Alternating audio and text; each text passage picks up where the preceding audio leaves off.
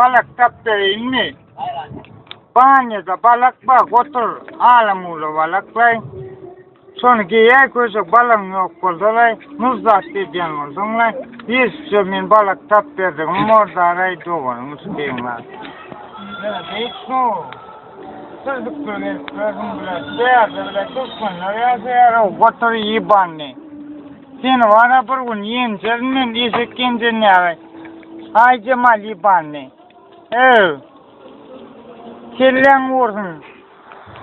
Çok problemeden ayar. Kırgın mıdın gandoni. Yalan falan yok mu? Ha? Eski problemeden sonra. Ya doğrudan falan yok mu? Ha? Ya doğrudan falan. Gramodor bar vurdu. Falan yok mu? Gramodor bar vurdu. Lista. Nika var tepede ya diyen tuatla oynuyor var. Ongulen isim olmasın var. Otur yiban falan yok. Falan yok. Nereden bala? Falan banyada bana alamula var. Yok o el tepede ya logon skenal var.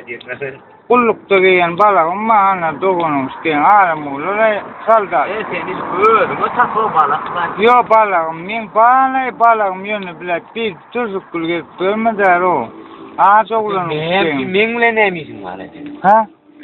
Min singulen isim vardı. O ne giyisin var? İsim bol çok singulen. Hı? Bak. Hı? Devam mı? Ya, geldi ya. Hani ben kaydam tam sayır, bu kadar yaptım sonra ya kuramam. Ay koyu ona. Piyana. Geldi lan. Kolak kemay. Kailan ağaçoğlan sken ne geliyor? Menneler. Sonra sayır değil mi?